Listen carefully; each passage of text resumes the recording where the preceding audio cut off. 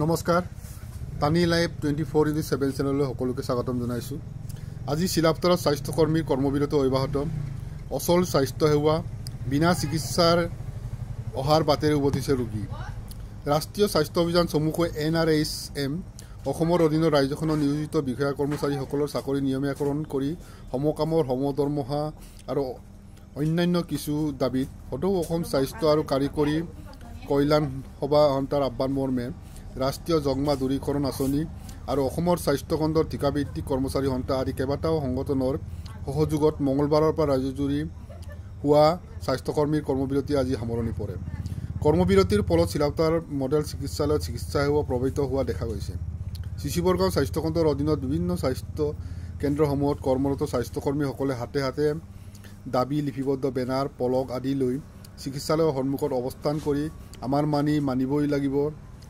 দাবী মানিবই লাগিব, সমকামৰ বাবে সমদৰমহা প্ৰদান কৰক, ঠিকাভিত্তিক কৰ্মীৰ চাকৰিয়া নিয়মীয়া কৰক, ইনক্লাব জিন্দাবাদ, সপ্তম দৰমহা আয়োগমত দৰমহা প্ৰদান কৰক, NHM কৰ্মচাৰী সন্থা জিন্দাবাদ, আমাক ন্যায় প্ৰদান কৰক আদি শ্লোগানেৰে দাবী জনায়। স্বাস্থ্যকৰ্মীসকলে পালন কৰা প্ৰতিবাদী কাৰ্যসূচীৰ বাবে ব্যাহত হৈ পৰিছে স্বাস্থ্য সেৱা। কৰ্মবিৰতিৰ বাবে ঘাইকৈ সমস্যাৰ সন্মুখীন হয় ৰোগীসকল। চিকিৎসালয়লৈ অহা বহু ৰোগীয়ে বিনা চিকিৎসাৰে অহা বাটেৰে উভতি যাব লগা হৈছে। চৰকাৰী চাকৰি নিয়মীয়া কৰাৰ প্ৰতিশ্ৰুতি দিও সময়ত প্ৰতিশ্ৰুতি পূৰ্ণ নকৰা বুলি প্ৰতিবাদীসকলে প্ৰতিক্ৰিয়া প্ৰকাশ কৰে।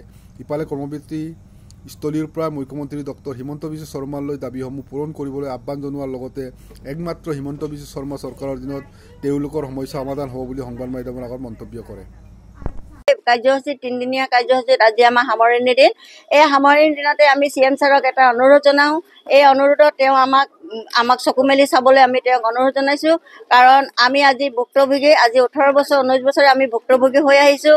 আমাৰ আজিলৈকে 7 পে 6 পে আমি একোৱে পোৱা নাই, আমি স্কেল পে পোৱা নাই, সম অধিকাৰ পোৱা নাই। সেই সম অধিকাৰ দিবৰ কাৰণে আমি CM ছাৰক অনুৰোধ কৰিছোঁ যে আমাৰ NHMৰ কৰ্মীখিনিক সম অধিকাৰ দি পিনি সকলোকে চকু মেলি চাই তেওঁ আমাৰ প্ৰাপ্যখিনি দিবৰ কাৰণে আমি তেখেতক এই সামৰণিতে অনুৰোধ জনাইছোঁ। CM ছাৰে আমাক গোটেই কামখিনি কৰিব পাৰে। তেওঁৱে জন্ম, তেওঁৱে আমাক পালন কৰি আছে আৰু তেওঁৰ যোগেদিয়ে আমি আজিলৈকে তেওঁ যি কাম কৰিব লাগে আমি তাকে আজিলৈকে কৰি আহিছোঁ আৰু কৰিও গৈছোঁ আৰু কৰিও যাম। গতিকে তেওঁক আমি অনুৰোধ কৰিছোঁ যে আমাৰ CM তেওঁ থাকোঁতে যদি আমাৰ কামখিনি সমাধান নহয় তেতিয়াহ'লে আৰু নেক্সট আমি সমাধান কৰিব নোৱাৰিম বুলি আমাৰ মনে কয়। আমি অতি দুখেৰে জনাওঁ যে তেখেতে দিয়া প্ৰতিশ্ৰুতিকেইটা তেওঁ এতিয়াও পালন কৰা নাই আৰু সেই পালন নকৰাৰ ফলতে আমি সচলত 20 তাৰিখে এটা কাৰ্যসূচী পালন কৰিছোঁ, ধৰ্মঘট কাৰ্যসূচী। তাৰ পাছত আকৌ 3 দিনীয়া এটা কাৰ্যসূচী ল'বলগীয়া হ'ল। আজি শেষৰ দিনত আকৌ আমি 3 দিনৰ দিনত আকৌ ধৰ্ণা কাৰ্যসূচী পালন কৰিবলগীয়া হৈছে। তেওঁ এতিয়ালৈকে এটা সদিচ্ছাও দেখুওৱা নাই আমাৰ NHMৰ প্ৰতি। এতিয়ালৈকে তেওঁ একো বাইট দিয়া নাই। সেয়েহে আমি অতি দুখেৰে তেওঁলোকক এতিয়াও আকৌ অনুৰোধ জনাইছোঁ, তেখেতে দিয়া প্ৰতিশ্ৰুতিবোৰ পালন কৰক আৰু বিশেষ নিযুক্তি প্ৰক্ৰিয়াৰে আমাৰ NHM কৰ্মীসকলক সংস্থাপন দিয়ক।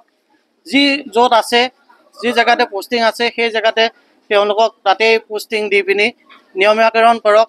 সমকামৰ সম অধিকাৰ দিব লাগে আৰু দৰমহা সেইমতে দিব লাগে, পে স্কেল দিব লাগে। তাকে আমি তেখেতক অনুৰোধ জনাইছোঁ। অতি সোনকালে আমাৰ এই স্বাস্থ্যকৰ্মীসকলক অকণমান চকু মেলি চাওক।